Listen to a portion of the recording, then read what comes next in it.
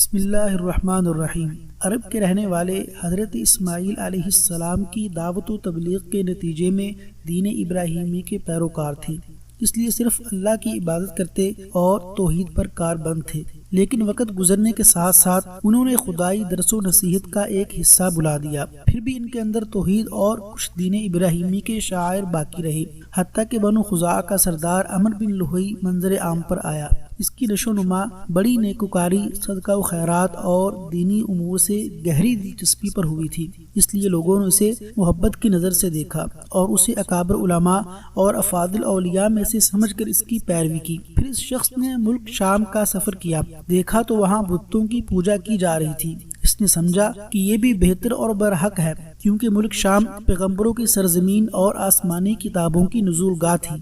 وہ اپنے ساتھ حبل بت لے آیا اور اسے خانہ کعبہ کے اندر نصب کر دیا اور اہل مکہ کو اللہ تعالیٰ کے ساتھ شرک کی دعوت دی۔ اہل مکہ نے اس پر لبیک کہا۔ اس کے بعد بہت جلد حجاز کے رہنے والے بھی اہل مکہ کے نقش قدم پر چل پڑے، کیونکہ وہ بیت اللہ کے والی اور حرم کے باشندے تھے، اور اس طرح عرب میں بت پرستی کا آغاز ہوا۔ عرب کے قدیم ترین بتوں میں سے ایک بت کا نام منات ہے، جو کہ قدید میں نسب تھا۔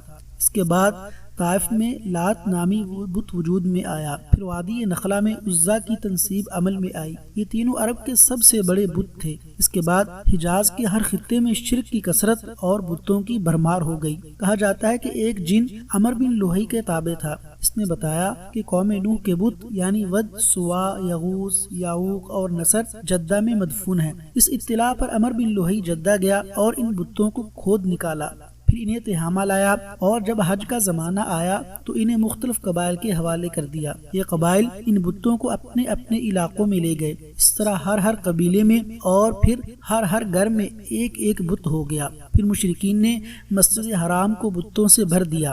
جب مکہ فتح کیا گیا تو بیت اللہ کے گرد 360 بت نصب تھے، جنہیں خود رسول اللہ صلی اللہ علیہ وسلم نے اپنے دستے مبارک سے توڑا۔ آپ ہر ایک کو چھڑی سے ٹھوکر مارتے اور وہ گر جاتا۔ پھر آپ علیہ السلام نے حکم دیا کہ ان سارے بتوں کو مسجد حرام سے باہر نکال کر جلا دیا جائے۔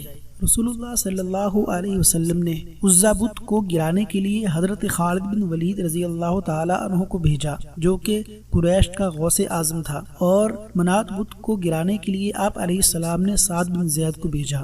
سوا کو تباہ کرنے کے لیے نبی صلی اللہ علیہ وسلم نے عمرو بن عاص کو بھیجا۔ اس طرح یہ تمام بت گرا دیے گئے اور ان کو توڑ دیا گیا۔ حضرت ابو ہریرہ کہتے ہیں کہ رسول اللہ صلی اللہ علیہ وسلم نے فرمایا کہ میں نے عمرو بن عامر خزاعی شخص کو جہنم میں دیکھا جو اپنی آنتڑیوں کو کھینچ رہا تھا، کیونکہ وہ سب سے پہلا شخص ہے جس نے عرب میں بت پرستی کا آغاز کیا۔ حضرت ابن عباس رضی اللہ تعالی عنہ فرماتے ہیں کہ عمرو بن لحی، اللہ تعالیٰ اس پر لعنت کرے، اس نے دین میں نئی بدعات ایجاد کی اور ابراہیم علیہ السلام کے دین کو تبدیل کر دیا۔ عرب نے اس کی پیروی کی تو وہ گمراہ ہو گئے۔